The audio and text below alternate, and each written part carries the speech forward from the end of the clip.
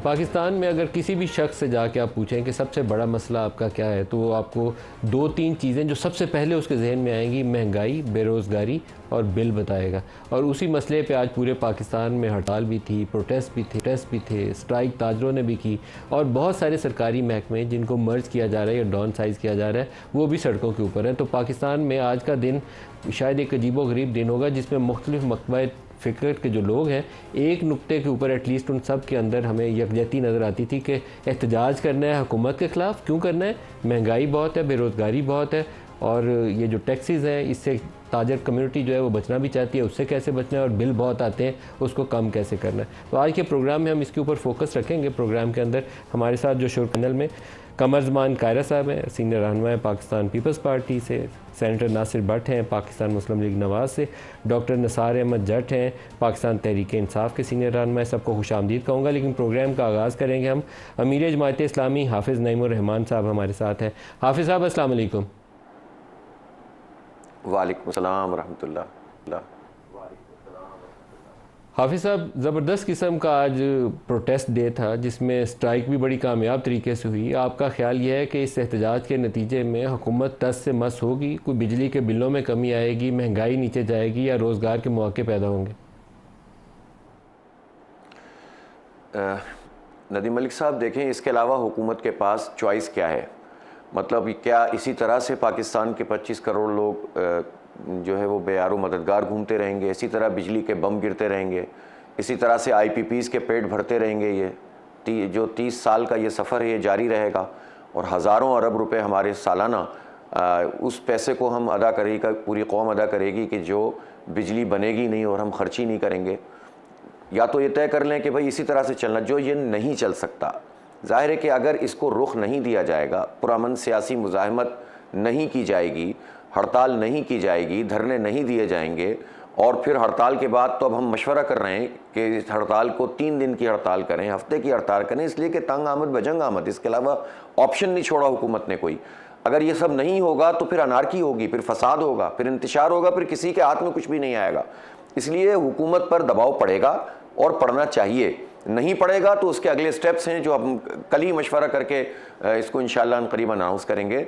इसलिए अब इसके अलावा चॉइस कोई नहीं बची है। सर, नारकी की तरफ तो हम जा रहे हैं माजरत के साथ, क्योंकि ताजर कम्युनिटी टैक्स नहीं देना चाहती। मैं तो इसको सपोर्ट बिल्कुल नहीं करता। इसी तरीके से यूटिलिटी स्टोर्स को अगर हुकूमत बंद कर रही है तो वो हमारे टैक्सों का पैसा है जो आधा चोरी होता है, आधा गरीबों तक जाता है, मुस्तहिक लोगों तक। उसको रिफॉर्म करना चाहिए। आपकी कॉज एक बारी दुरुस्त है, बिजली के बिलों के ऊपर काबू पाना, लेकिन उसके साथ 2-3 तो वेस्टेड इंटरेस्ट हैं जो साथ इकट्ठे हो गए। हाँ, देखें, बात यह है, देखें, ताजिर टैक्स नहीं देना चाहते। पाकिस्तान में इन हालात में जो हुकूमत का कंडक्ट है, इसमें कौन टैक्स देना चाहता है? जो भी टैक्स दे रहा है वो भी अपनी खुशी से नहीं दे रहा। ये करप्शन, ये लूट मार जो कुछ हुकूमत की है, लोग ज़कात अपने वक्त पे अदा करते हैं, बहुत सारे लोग ऐसे हैं, बहुत सारे लोग हैं खैरात करते हैं, लेकिन इस हुकूमत को टैक्स नहीं देना चाहते। ये खुद एक सवालिया निशान है। अगर आप टैक्स नेट सही करेंगे, आप हुकूमत का कंडक्ट सही करेंगे, आप FBR की करप्शन रोकेंगे। खुद FBR की रिपोर्ट में ये बात मौजूद है मलिक साहब कि 1300 अरब रुपए की करप्शन उन्होंने सिर्फ वो वाली की है जो नेट में लोग मौजूद हैं और उनसे इनकम टैक्स वसूल नहीं किया, रिश्वत लेकर उनको छोड़ दिया है। 1299 अरब रुपए, जिम्मेदारी से कह रहा हूं, इनकी रिपोर्ट में मौजूद है। तो जब टैक्स जमा करने वाले इदारों की करप्शन का ये आलम होगा तो कौन खुशी से देगा?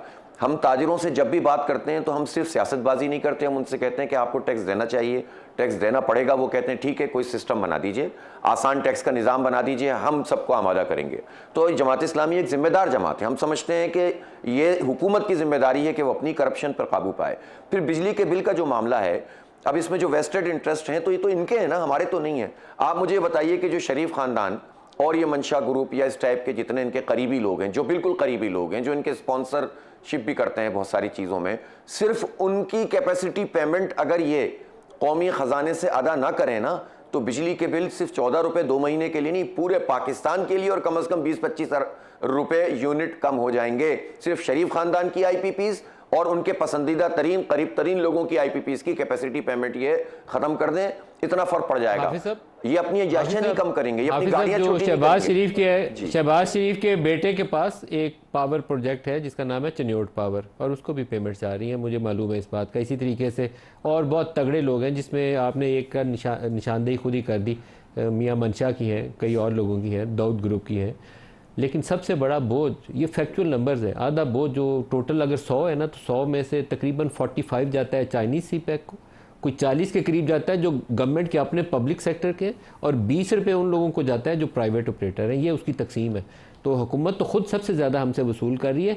रिफॉर्म करने के लिए कोई प्रोग्राम होना चाहिए जो इनके पास है नहीं है। ये हर चीज़ के लिए कहते हैं IMF ने कहा, ये करने पे कुछ आमादा नहीं है। तो there should be program, proper proposal. खाली सड़कों पे एहतजाज से कुछ होगा नहीं। नहीं, मैं बताता हूँ आपको। देखें, चाइना से जब ये बात करने जाते हैं ना, और ये अपने हिस्से का काम करके नहीं जाते, तो फिर जाहिर सी बात है कि बात आगे बढ़ती नहीं है। पहली बात तो ये है कि चाइना हो, जापान हो, अमेरिका हो, हर एक के साथ इज्जत और वक़ार और अपनी सॉवरेनिटी के साथ बात करनी चाहिए। अगर चाइना और है कि हमारा जो है वो दोस्त है और हिमालय से ऊंची और बहरुल काइल से गहरी हमारी दोस्ती है, तो ये दोस्ती जो है वो दोस्ती भी है और स्ट्रेटेजिक पार्टनर भी हम।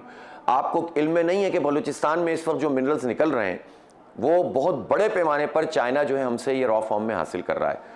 क्या चाइना का ये इंटरेस्ट नहीं है कि वो ये हासिल करे?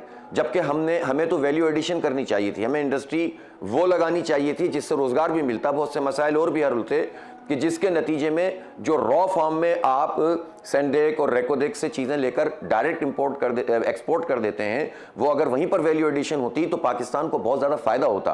तो ये तो बहुत सारी चीज़ें ऐसी हैं जो काबिल अमल हैं, जो इनकी नालायकी की वजह से और नेग्लिजेंस की वजह से और जो ये कॉम्पिटेंट नहीं होते उसकी वजह से ख़राब होती हैं। जमात इस्लामी कभी भी ऐसी बात नहीं करेगी जो हवाओं फिजाओं की हो। मैं तो आपको बता रहा हूँ ना कि अपनी करप्शन ठीक करें, अपनी अय्याशियां कम करें। ये जागीरदारों पे टैक्स क्यों नहीं लगाते बड़े बड़े? सिर्फ 2% ऐसे जागीरदार हैं जिनके पास 20% से ज्यादा लैंड है, कल्टीवेटेड लैंड, सिर्फ 2%। इन 2% का आलम यह है, बल्कि तमाम लोगों का आलम यह है के खिलाफ इस तमाम महंगाई के दौर में जब हम चाहते हैं कीमतें नीचे आ जाएं, शुगर मिल वालों ने पहले मुतालबा किया शुगर एक्सपोर्ट करने के लिए, हुकूमत ने उनको इजाज़त दे दी। अभी लास्ट ECC मीटिंग हुई है, उन्होंने फिर मुतालबा किया हमें 1 लाख टन एक्सपोर्ट करने की इजाज़त दी जाए, हुकूमत ने फिर उसको इजाज़त दे दी, और साथ ये भी कह दिया कि रिटेल प्राइसेस का शुगर मिल्स के साथ कोई ताल्लुक़ नहीं है।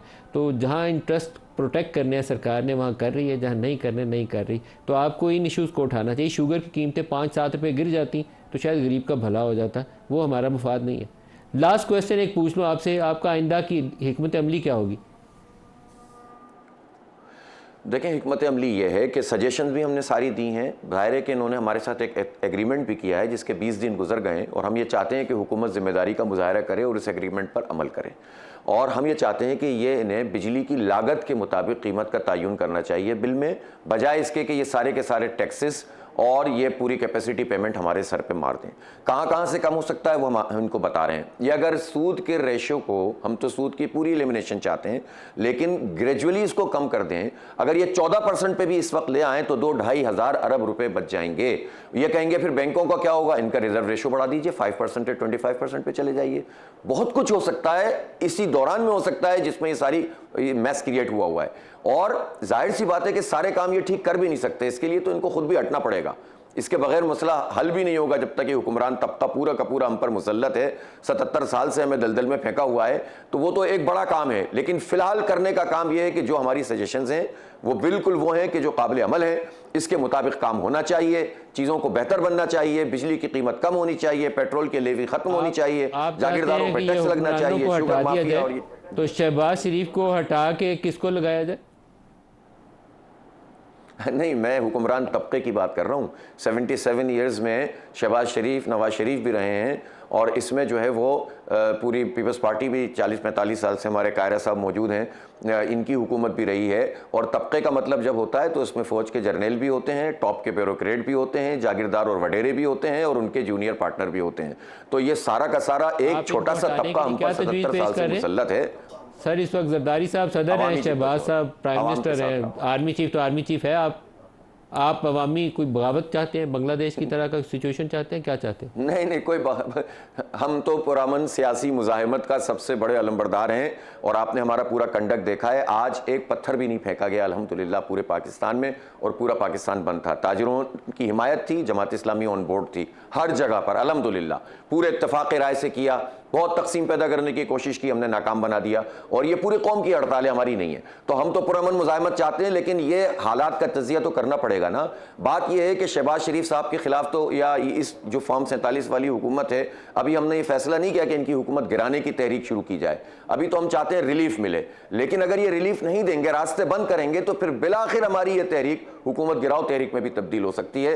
ये कोई मजाक बात नहीं है। अब बहुत हो गया है, अब लोग मर जाएंगे, खत्म हो जाएंगे, खुदकुशियां करेंगे, एक दूसरे को कत्ल करेंगे, या फिर इनको बर्दाश्त करेंगे? आप बताइए ना मुझे।